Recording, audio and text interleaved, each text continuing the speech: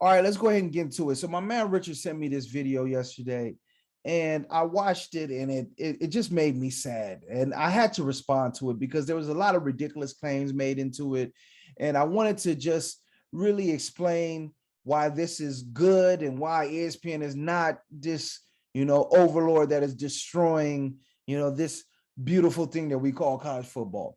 My man said he actually lost sleep. He lost sleep because UCLA and USC decided that they were going to the Big Ten. And basically his thesis is that it hurts the sport and it hurts fans. So he attacked NIL to start off with. He said a select group of schools are benefiting from NIL and the rest are getting left behind. Hello? Hello? That's the way college football has always worked. If you look at the past 30 years of the teams that won national championships, you'll see the same teams over and over and over and over again. There has always been have and have nots in college football. Alabama doesn't have the same chance as Vanderbilt in this conference. Never has, never will. And everybody's been fine with that. So everybody's probably going to be fine with this. He said that historic rivalries are being hijacked. Last I checked, Alabama is still playing Auburn in the Iron Bowl. Texas is still playing Oklahoma. Oregon is still playing Oregon State in Civil War.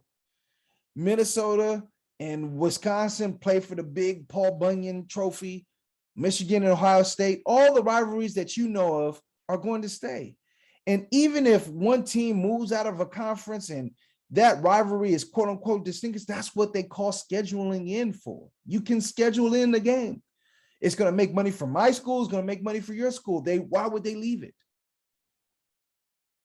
And he said, all of this moving around for money, it throws off the fans. They're unsatisfied by it and they're going to end up revolting. Let's use an example, right? The Big 12. Oklahoma and Texas have already said that they're leaving, the two biggest schools in the conference.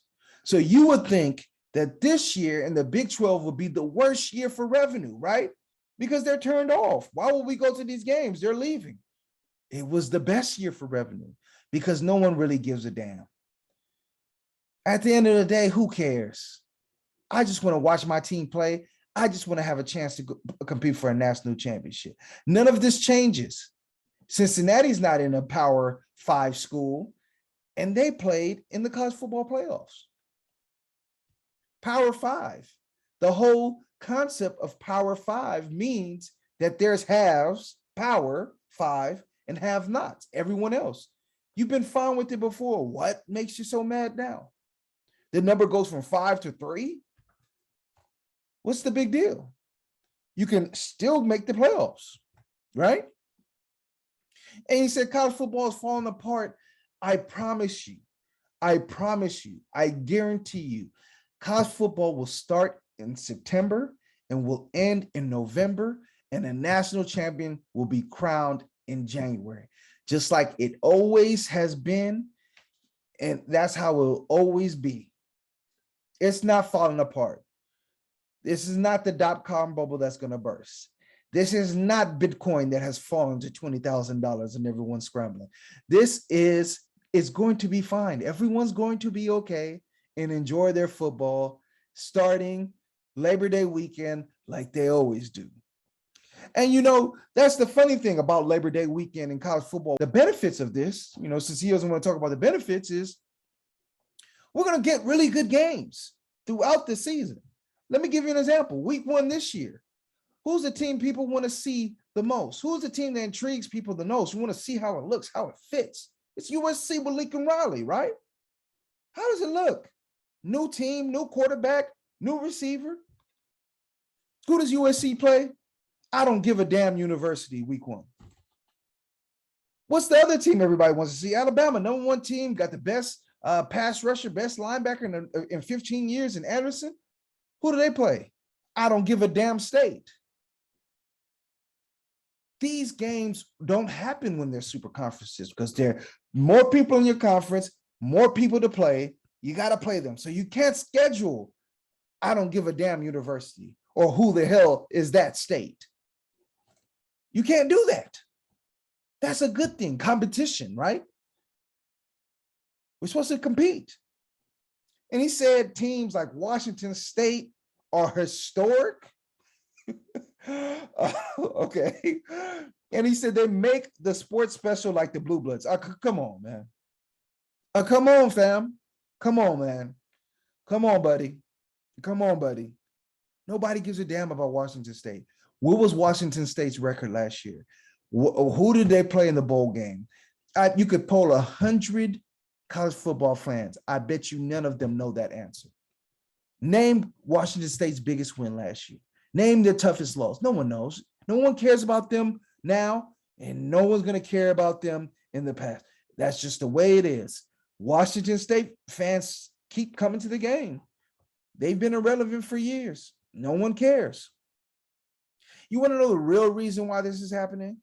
The real reason, I'll let Paul Weinbaum, the biggest name in college sports, tell you. What happened was UCLA and especially USC said, you know what? We have no shot playing in the Pac-12. It's a failed conference. Everything about it is wrong, and we're going to look around, and they found the most convenient conference. The Pac-12 is a joke. It doesn't matter if they've been around for 100 years. A lot of things, Polaroid pictures were around for 100 years. People don't take them there anymore. There's nothing said about them. It's called the iPhone. It was better. The Pac-12 is old. It's outdated. Their schools lose money. UCLA was running at $100 million deficit the past 3 years because of the ineptitude of the Pac-12. They should stay because you want to shake your Polaroid picture? You want to shake it like a Polaroid picture? What else do you want, huh? You want to smoke on airplanes too? What else do you want to do? Why do we have to live in the past? Again, he made tons of comparisons to, big business and the haves and the have-nots and the European Super League and how their fans revolted against it. The same teams win all the time now, and no one has ever cared. That's the game. That's the game. That's the way it is. That's the way it's always going to be. This isn't the World Series of poker where a different guy is going to win the bracelet every year. So let's run it down. The rivalries stay intact. The gate is growing. He's mad at NIL, but listen to what Kirby Smart said just today. Kirby Smart said one of his players is using NIL money to pay for his dad's dialysis. What could be wrong with that? What could be more American than that? A young man using his talents to earn a living and helping his parents out. Now, so we got to end on this last claim. I'll let the guy speak for himself here. It's so outrageous. You got to hear it. And that's the shame in all of this. 99% of sports fans in this country don't care for AAA baseball or the NBA G League. So why should they care about a 30-team minor league disguised as college football? It's more or less the same thing. It already took extra loyalty to be a fan of a smaller program, and that loyalty...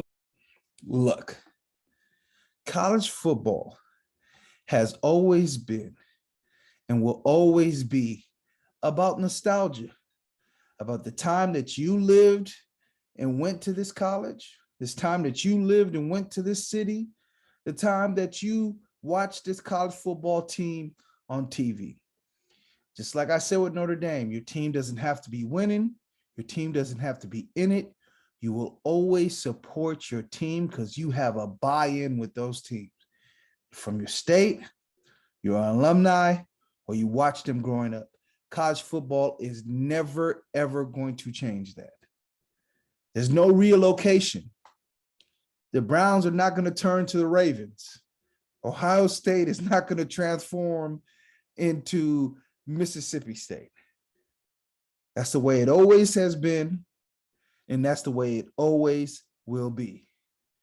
And if you're upset about this, you want to live in the past, and you can shake your Polaroid pictures, you can smoke on airplanes, you can do the Atkins diet, you can use Blackberries with the side scroll.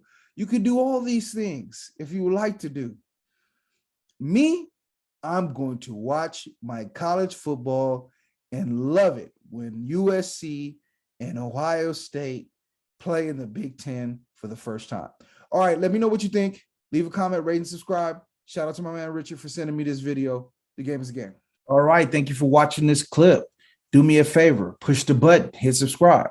Come on, man, push it. Call everybody up! Push the goddamn button! Push the goddamn button! You heard what she said. Man, do what's right. You heard her. Push the button. The game is a game. So what's up, man? What's up with you otherwise, you know? The game is a game. Always.